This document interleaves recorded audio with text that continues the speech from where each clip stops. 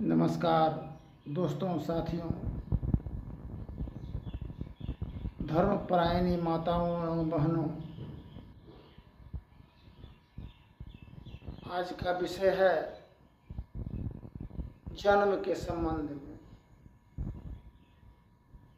सभी संत महापुरुष कहे हैं पुनर्जन्म।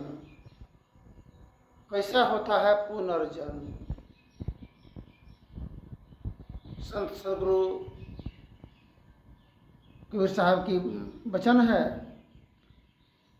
184 भरम के पहुपी अटकी आए, अब की पासा ना परे,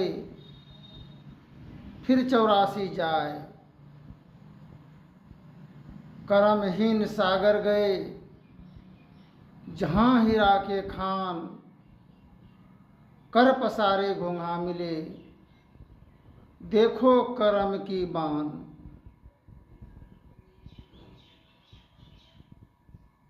फिर गोस्वामी तुलसीदास जी रामायण में लिखे हैं, कर्म प्रधान विश्व करि राखा, जो जस फल करई तस फल चाखा, बिनु सत्संग विवेक न होई, राम कृपा बिनु सुलभ न सोई, जाको रही भावना जैसी, प्रभु मूर्ति देखे तिन तैसी।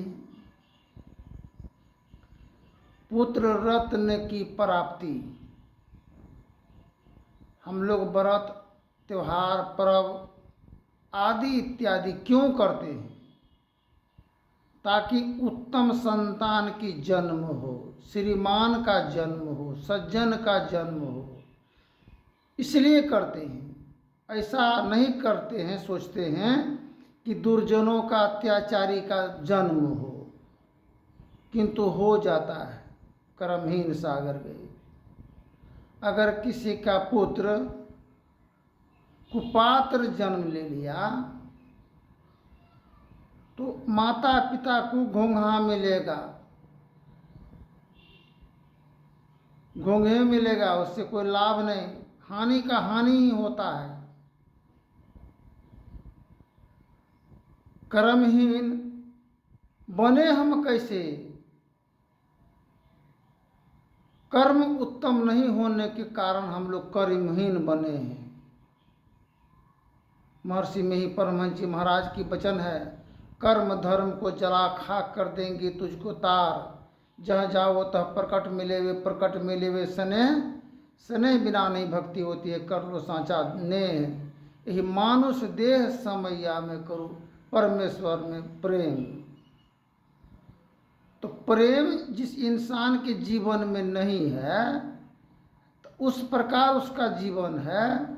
जिस प्रकार घर बनाए सुंदर भवन, किंतु घर में कोई सामान नहीं हो, उपलब्ध नहीं हो भोजन आदि के लिए, तो वह घर सुनसान माना जाता है। इसलिए ज्ञान के बिना मानव का जीवन सुनसान के समान है। तो जन्म, एक तो माँ के सिकम में जब थे, जन्म लेकर के आए धरती धरातल पर, इस संसार सुनहरा अवसर देखने को मिला। कितना बार लड़खड़ाए, गिरे पड़े, फिर उठ करके जवान हुए। शादी विवाह हुआ 20-22 साल के बाद में। फिर दो दिलों का मिलन हुआ, एक स्त्री पुरुष दाम्पत्य जीवन में प्रवेश किए। यह संसार रूपी रंगमंच की शोभा बढ़ाने हेतु ऐसा समझ लीजिए, फिर दोबारा दूसरा जन्म माना जाता है उसको, दूसरा जन्म।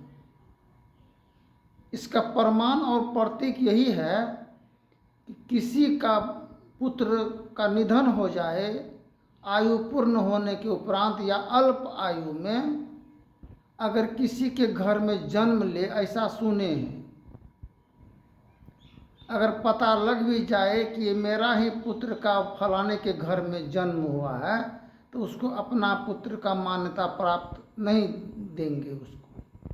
आना जाना हो सकता है, किंतु अपनापन का व्यवहार नहीं के समान रहेगा। ठीक इसी प्रकार जब दो दिलों की मिलन स्त्री पुरुष की दाम्पत्य जीवन में प्रवेश जब करते हैं तो एक जन्म वहाँ होता है, दूसरा जन्म, वहाँ से उसका कार्य आगे बढ़ता है। जो माता पिता का व्यवहार था, विचार था, मान था, सम्मान था, वहाँ से अलग विपरीत दिशा की ओर हम लोग जाते हैं। रीत तभी माना जाता पहला जन्म जब माता पिता के विचार के अनुसरण करते और विचारधाराओं के अनुकूल चलते, आज्ञा का पालन करते, तब सोचते नहीं एक ही जन्म है। जन्म दूसरा स्त्री पुरुष का मिलन में, दूसरा जन्म वहाँ से आगे की रास्ता बना। अब अपने फुलवारी लगाने की चाह करेंगे। अब कैसे चलेंगे दोनों? तो एक तो बचपन में गिरे पड़े, फिर शादी विवाह होने के क्रम में होने पर फिर वहाँ दोनों दाम्पत्य जीवन में गिरते पड़ते, उठते, उठा पटक, मार पछाड़, कितना बार गिरना पड़ता है दोनों को। होते हवाते 20-22 साल के बाद में तब उठ करके खड़ा और चलने के काबिल होते हैं। मरण और तीसरा जन्म जब गुरु करते हैं तो तीसरा जन्म माना जाता है। इसमें ज्ञान की प्रवेश किया, उसमें इंसानियत का प्रवेश किया।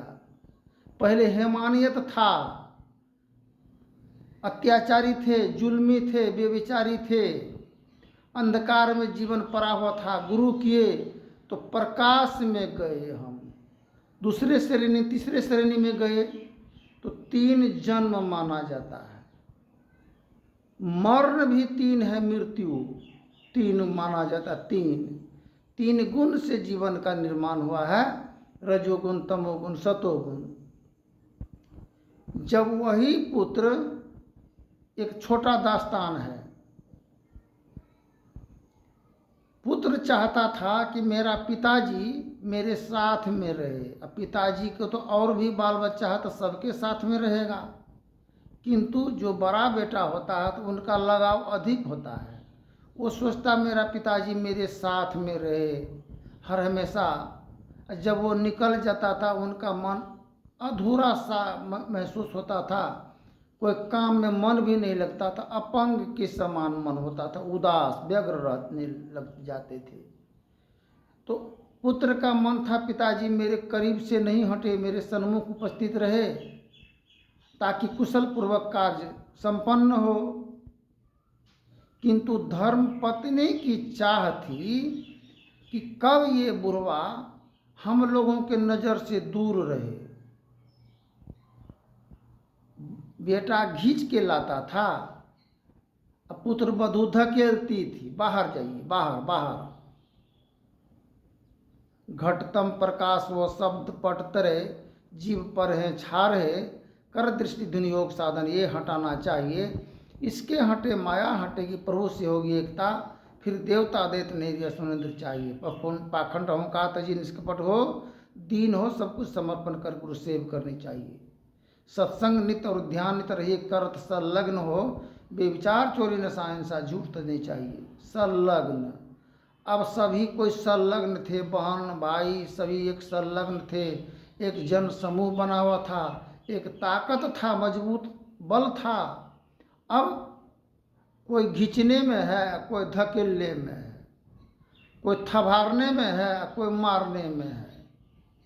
तो घर बिखर जाता है, परिजनों का सपना टूट जाता है, मन मरने के समान होता है। अब मरिए जाएंगे, इतना सुंदर जीवन, इतना परिश्रम से मेहनत के ही उपरांत इस जीवन की फुलवारी लगाए हैं, आज ये उजड़ रहा है। यह मन की बस्ती रोज बस्ती है, रोज उजड़ती है। कहो उस देश की बतिया जहाँ होत न दिन रतिया, दिन और रात कहाँ नहीं होता है।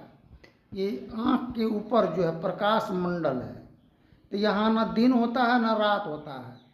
दिन तभी होगा जब हम आत्मज्ञान मेरे जीवन में प्राप्त हम करेंगे गुरुजनों से, तभी दिन होगा। माता पिता बंधु बांधव सभी से संलग्न विचारधाराओं के अंतर्गत चलेंगे तभी दिन होगा, नहीं तो दुर्दिन होगा। शुभ दिन, अशुभ दिन, अच्छा दिन और बुरा दिन। अच्छा दिन उसी दिन को माना जाता है सब परिवार जब एक साथ खाते हैं पीते हैं मिलते हैं बात करते हैं, प्रेम की धारा बह रहा है, तो उसको शुभ दिन माना जाता है। अशुभ दिन बुरा दिन, जब बिखर गए टूट गए सब छूट गए, अपनापन का रिश्ता का कोई पहचान नहीं रहा, तो उसको भी मरने की जीवन है, किंतु मर मर करके जी रहे, घूंट घूंट करके दम जा रहा है, क्या जिंदा हैं? मरे हुए के समान हैं।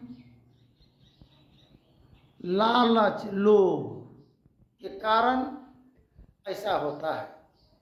कुछ समय के बाद में पता लगा ऐसा होता क्यों है। बेटा सोचता है कि बाप आखिर थमता क्यों नहीं, आखिर कारण क्या है। भीतर से उसको पुत्रवधू का प्रताड़ना मिलता था, संबंध अनैतिक विचारधाराओं का अपना वर्चस्व कायम करने के लिए, अपना हुकूमत लागू करने के लिए। तो उस लागू करने में क्या क्या करना पड़ता है। पुरुष अनभिज्ञ और अपने जीवन से अपरिचित होने के कारण धर्मपत्नी खाना दी, कपड़ा खींच दिया, घर की कार्य की, एवं प्रकार से पति पर कोई दबाव नहीं, जो किया किया, नहीं किया तो कोई बात नहीं है, चलो अपना हाथ हम ऊपर करते करते करते करते एक दिन समय ऐसा हुआ कि उनका वैल्यू लॉस हो गया। वो तो अपंग बन गया, निपंगुर बन गए, अपने काम को अपने हाथ में लिए नहीं, सौंप करके रखे, जो करे छे बढ़िए भाग ले, कर रही है बहुत अच्छा है, कुशल गृहिणी हाथ लगा है, ये काम छूने नहीं देता है। लेकिन ये नहीं सोचे कि काम अपन काज समारो आपे या तीन लोग हाँकते कापे। कुछ काम अपना हाथ में भी लेना चाहिए, करना चाहिए। कभी खाने बनाने का जरूरत पड़ गया तो इतना अपना पेट में डालने के लायक कला को सीख करके रखना चाहिए। कभी अपना कपड़ा अपने से धोने से क्या होता है, हाथ पैर अंग सब कुछ चालू रहा तो शरीर की ऊर्जा शक्ति भी बढ़ता है। सब काम छोड़ देने से तो उसका हाथ तो ऊपर होबे करेगा। अगर दोनों पलरा एक बरोबर अगर चलेगा, संत सदगुरु कबीर साहब की वचन है, चलती चक्की देखकर दिया कबीरा रोय, दो पाटन के बीच में साबित बचा न कोई। एक जाता का नीचे का पटरी वो नहीं चलता है, ऊपर का चलता है। किंतु गृहस्थ जीवन में स्त्री नीचे का पटरी है, उसको स्थिर रहने की आवश्यकता है, और ऊपर का पटरी चलता है। तो ऊपर का पटरी पुरुष है, वो चालवे नहीं हो, नीचे का पटरी चलने लगे, क्या कोई पिसा जाएगा आटा, चावल पीस पाएंगे? इसलिए कहे हैं, विविधि भांति के कर्म जगत में जीवन घेरी फंसाता है, अब बाबा देवी कहे कह में ही से सतगुरु गुरु ही बचाता है। तो बेटा सोचा मन में, अब क्या करेंगे। तब जो है उनको नींद टूटा, ज्ञान प्राप्ति हुआ कि नहीं, अपना हाथ में जब तक काम नहीं लेंगे। बापो कह दिया बेटा को, देखो तुम तो कुछ करते हो नहीं, तो निपंगुर हो, तुमसे होता भी कुछ नहीं है। तुम्हारा धर्म पत्नी मेहनत करती है, सभी कार्य का संपन्न करती है, तो उनका हाथ ऊपर है, तो कहाँ से तू हमको 10 गो रुपया दे सकोगे, कहाँ से बाप माँ का जो है हर तरह की समस्याओं का निवारण समाधान कर पाओगे। तुम्हारे पास में तो तुम है ही, कुछ करते ही नहीं हो, कैसे होगा। बेटा को ठोकर लगा ज्ञान, उस दिन से वह सवेर जगने लगा और कार्य अपने हाथ में लिए और करने लगे। कार्य सुचारू ढंग से चलने लगा। पिता भी प्रसन्न हो गए। अब बेटा मेरा खट रहा है, मेहनत कर रहा है। हाँ बेटा, दही 100 टका की जरूरत है दह। अब जरूरत है पिताजी को, बेटा खट भी रहा है जान प्राण लगा करके, लेकिन अत्यधिक खर्च होने के कारण अब धर्म पत्नी सोच रही है, बुढ़वा तो अब देखते हैं वो चालाक, गार्जियन मेरा चालाक हो गया पति, अब तो माँ बाप का सबका देख रेख करेगा। सो नहीं, इतना न खर्चा का लोड दे देना है इसको, ताकि न पैसा बचेगा, न बांस रहेगा, न वसूली बाजेगा। खर्च का दबाव, लोड, फैशन, श्रृंगार, यहाँ जाना, वो मेजबानी जाना, इधर जाना, एवं प्रकार से पति देव बोझ तले दबते दबते दबते दम टूट रहा है। हक हक अंत में फिर धर्मपत्नी का सहारा लेना पड़ रहा है। चलो दोनों आदमी मिलिए के खटबे। बहुत ऐसे कार्य हैं कि दोनों व्यक्ति मिल करके खटता है, दोनों मिल के खटता है, उसमें भी झंझट। हमें कर लिए तो हमें कर लिए, हमारा हाथ आगू हुआ तो हमारा भाई, आप लोग हम लोगों का हाथ ऊपर करके करेंगे क्या। हाथ तो उसको ऊपर होना चाहिए, उस बाल बच्चों का जो नया जीवन सुनहरा संसार में आया, और हम लोग को पुनित कर्तव्य दायित्व होता है उनके रक्षा और निवारण के लिए। हम लोग आपसी तालमेल, संगठन, मेल प्रेम का रस अगर पिलाएंगे बाल बच्चों को, उनके अंदर में ऊर्जा शक्ति बढ़ेगा। राजा महाराजा, एसपी डीएसपी कलेक्टर जो बना है तो कहाँ से बना है, वो माता पिता के संगठन से बना है, सुविचार से बना, पुत्र पर सही ढंग का उस पर परिवेश में मिलने के कारण आगे श्रीमान सज्जन बन गए, उसकी कुर्सी मिलता है। और किसी दुर्जनों के लिए कुर्सी घिंचा जाता है, बैठने का स्थान नहीं मिलता है। इसलिए संत सरोवर गंग जल तही पखार हो अंग, सो दहिया निर्मल भई, साधु के सत्संग। धन्यवाद। जय हिंद, जय भारत। फिर आगे के प्रसंग में बोलेंगे।